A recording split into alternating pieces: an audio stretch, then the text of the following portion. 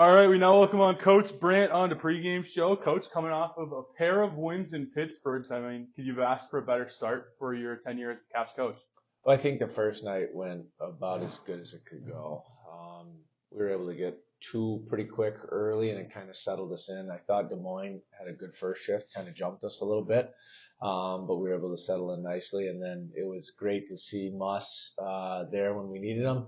And then obviously our special teams was big in that game too. We ended up getting a power play goal late, and our penalty kill did a really good job of shutting them down. So the second night in Pittsburgh against Waterloo was a little different of a game, more competitive. Waterloo pushed pace, they did a really good job, but our guys settled in and responded. And I think that's what we wanted to see out of the players as a coaching staff, is our response to a little adversity, and I thought we handled that well. Moving into this week, you face off against the Chicago Steel for the first time, the first conference game and the first game here at Capitol Ice Arena for you as a head coach. What is the preparation like for a team that you're going to play 8 times throughout the year? Is it different than those like one-off Western Conference games? No, like with our guys, the message is the message. Like, it's about us, and it's always going to be about us and what we do and how we prepare for games. So our practices are energetic, they're detailed, and that's ultimately what it comes down to, is our habits and our detail and how it can carry over into a game. So conference opponent, it would be nice to obviously set the tone early against the conference opponent, but I think we've done a good job each and every day of coming out and making sure our preparation's intact. You look at a guy like Chris Delaney and Jack Brandt too, I guess, in that boat, both former members of that Chicago Steel team. I talked to both of them yesterday, and they said obviously they do have a bit of that extra motivation.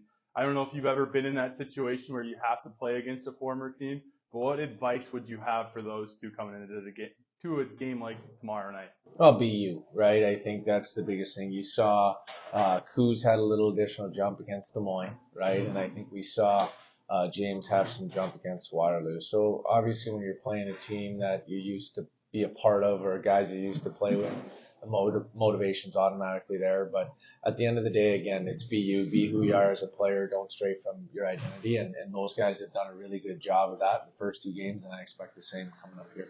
Last season, this Capital squad struggled at home, struggled in general. Obviously, we're trying to hit the fast forward button to this year. What's that big part of home ice advantage that matters, and like establishing it early as well? Well, I think this building is important to our team. I think when we get fans in here, everybody's seen it. It can be a really exciting place to play a hockey game. They're on top of you.